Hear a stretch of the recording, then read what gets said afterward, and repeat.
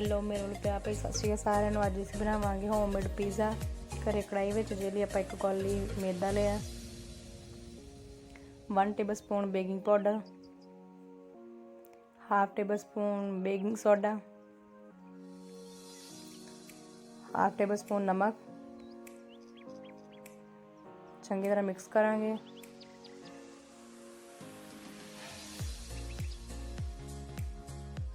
Four tablespoon लवांगे दही।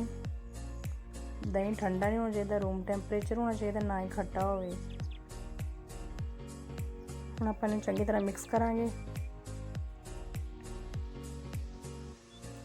जे तुसीं base घरे बनाना चाहते तुसीं घरे बना सकदे, जे तुसीं बाजारों लेना चाहते तुसीं बाजारों भी लै सकदे, पर असीं घरे बना लगे हां। हुण आपां इस थोड़ा पानी ऐड करांगे,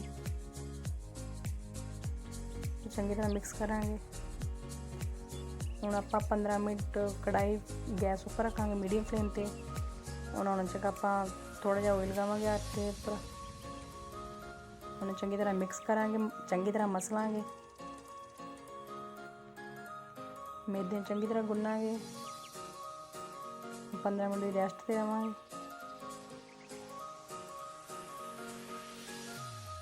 हुण जो आपां पीज़े उपर समान पाना वो आपां समान कट्टिया होया रेडी करके रखा होया।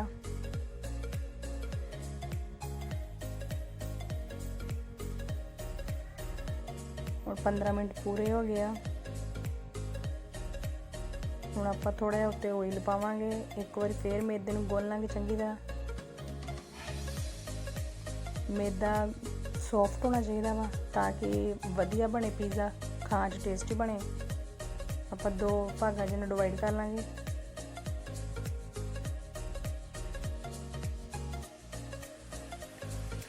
थल्ले आपां मैदा लावांगे। हुण आपां रोटी वांग वेलांगे, ना बहुता मोटी होवे ना बहुता पतला होवे, ठीक ठीक होवे, मीडियम साइज होए।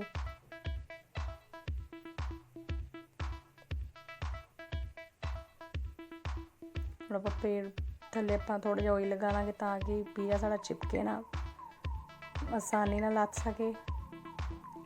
हुण जिन्ना चिर आपां पीज़ा गार्निश करदे हां उन्ना चिर आपां गैस उपर कढ़ाई रख ली 15 मिनट तक मीडियम फ्लेम ते। देखो बेस साढ़ा तैयार है, ना बहुता पतला ना बहुता मोटा, ठीक ठीक साइज चा। हल्के ਜਿਹੇ हत्थां नाल इन्हां नूं प्रैस करांगे, हल्के हल्के हत्थां नाल। हुण पोटिਆਂ ਨਾਲ ਆਪਾਂ ਕੋਰਨਰ ਤੋਂ ਦਬਾਵਾਂਗੇ।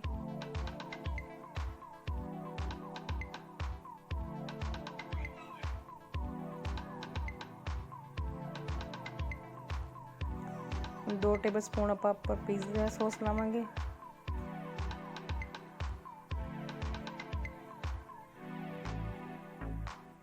ਚੰਗੀ ਤਰ੍ਹਾਂ ਲਾਵਾਂਗੇ, ਸਾਈਡ ਦਾ ਕਵਰ ਹੋ ਜਾਣਾ।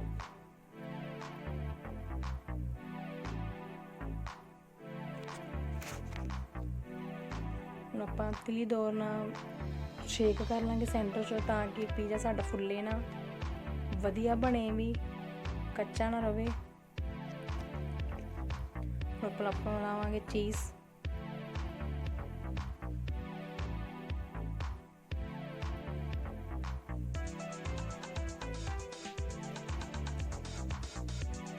ਉੱਪਰ ਲਾਵਾਂਗੇ ਆਪਾਂ ਰੈੱਡ ਸ਼ਿਮਲਾ ਮਿਰਚ।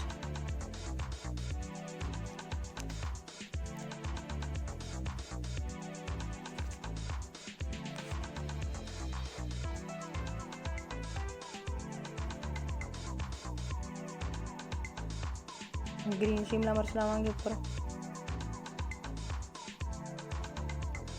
ये चीज़ां लाउण नाल पीज़ा बहुत वधिया बनदा वा, बहुत वधिया टेस्ट आंदा वा, देखण च भी वधिया लगदा, खाण च भी बहुत टेस्ट लगदा।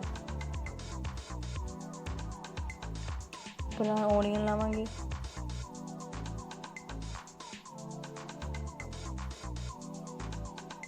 थोड़ी जी मशरूम लावांगे।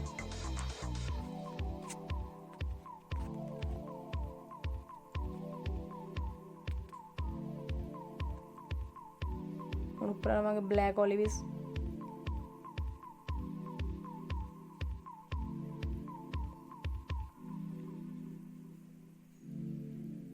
ऊपर थोड़ा जिहा पाइनएप्पल पावांगे।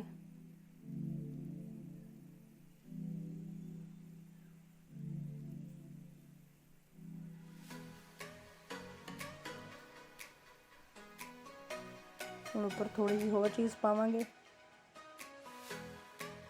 ਥੋੜੀ ਜਿਹੀ ਆਪਾਂ ਰੈਡ ਚਿੱਲੀ ਬੁਲਾਵਾ ਉੱਪਰ ਪਾਵਾਂਗੇ।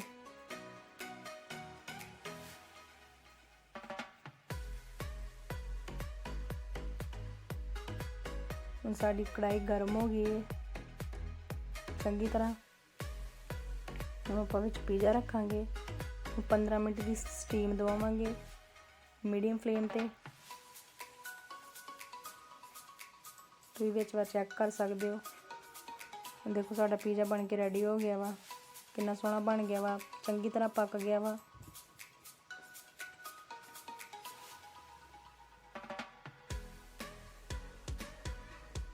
ਹੁਣ ਆਪਾਂ ਨੂੰ ਬਾਹਰ ਕੱਢ ਲਾਂਗੇ।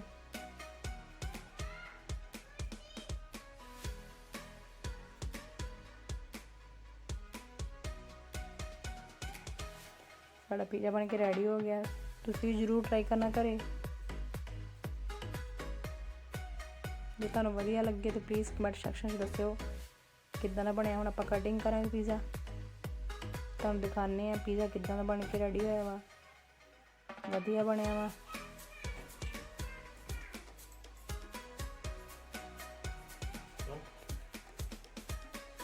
ਦੇਖੋ ਪੀਜ਼ਾ ਬਣ ਕੇ ਰੈਡੀ ਹੋ ਗਿਆ ਵਾ, ਅੰਦਰੋਂ ਤੱਕ ਪੱਕ ਗਿਆ। ਦੇਖੋ ਸਾਈਡਾਂ ਕਿੰਨੀਆਂ ਵਧੀਆ ਲੱਗਦੀਆਂ ਪਈਆਂ ਅੰਦਰੋਂ ਪੱਕ ਕੇ। ਜੇ ਤੁਹਾਨੂੰ ਸਾਡੀ ਵੀਡੀਓ ਪਸੰਦ ਆਈ ਪਲੀਜ਼ ਲਾਈਕ ਕਰੋ, ਸ਼ੇਅਰ ਕਰੋ, ਕਮੈਂਟ ਕਰਿਓ। ਨਾ ਇਹਨੇ ਸਾਡੇ ਚੈਨਲ ਸਬਸਕ੍ਰਾਈਬ ਕਰਿਓ। Thank you. ਮਿਲਦੇ ਹਾਂ ਅਗਲੀ ਵੀਡੀਓਜ਼।